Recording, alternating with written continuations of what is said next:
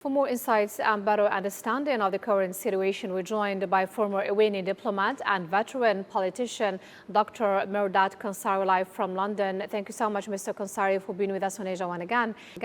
So President Trump said he is losing faith in talks with Iran. Do you believe diplomacy is reaching a dead end, or is this maybe part of Washington's negotiating strategy? Is this to me? Hello? Yes, we can hear you, Mr. Khonsari. Did you hear my question? Okay, I'm sorry. I'm sorry, I didn't hear the first part of your question, but I think that, the fact is that President Trump over the last several months has said many different things and different positions have been advocated. But the reality is that what is there to be achieved at the end of everything? Continuation of hostilities is not going to resolve anything. So I think that at the end, he knows and he is aware that the only real option is diplomacy.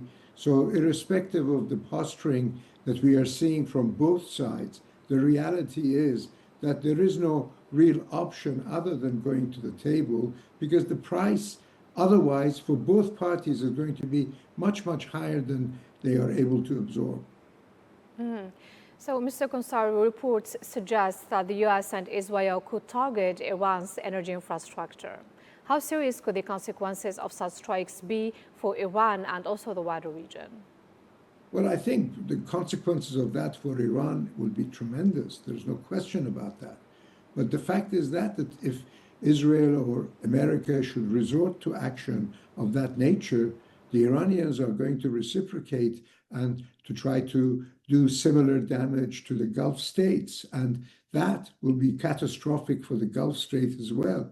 So the best course of action is, while dangling the possibility of resorting to actions of this nature, but both parties have to restrain from getting involved or exacerbating an already heated situation. As I said, at the end of the day, they have to go back and talk. So it is better to try to maintain military action to the minimum level without destroying serious infrastructure.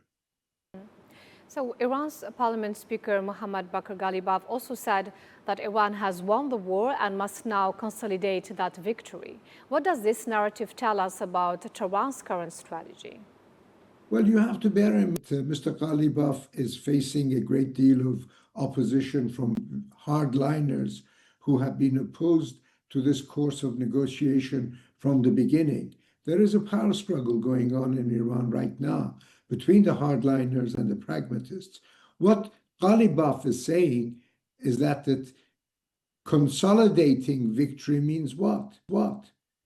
It means that you need to go back to diplomacy and reach an agreement. He says we have won the war in order to compete in terms of narrative with what the hardliners are saying.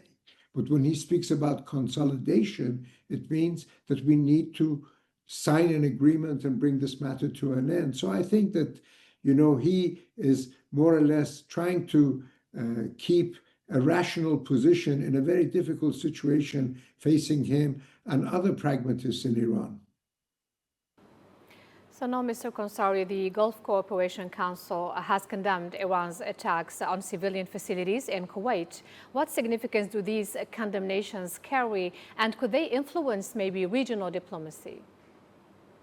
Well, the point is that what Iran has done to these Gulf states is terrible.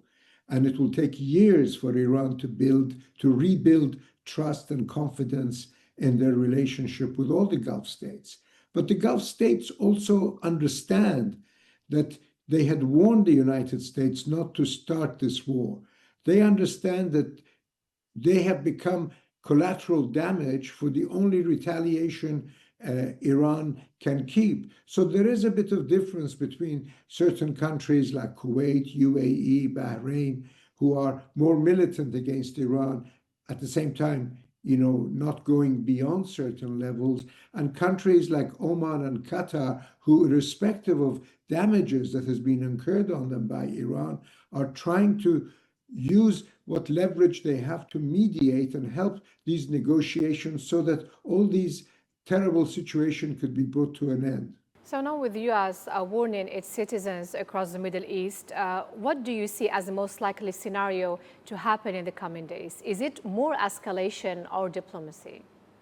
Well, I mean, that is really, nobody knows, really what President Trump might decide to do. But I think that the logical thing is to deduce from the experiences of the last 3 or 4 months is that more escalation does not end matters. It only increases, damage and death and destruction for innocent people in the entire region. So I hope that while removing American personnel from the region might indicate a willingness on the part of the United States to be ready for escalating, but at the same time, they will use this opportunity to try to peace more for the peace talks with the mediation of countries like Pakistan and some of the Gulf states. And of course, China, who behind the scene is now bearing the main brunt of the fact that since the war, there has been a shortage of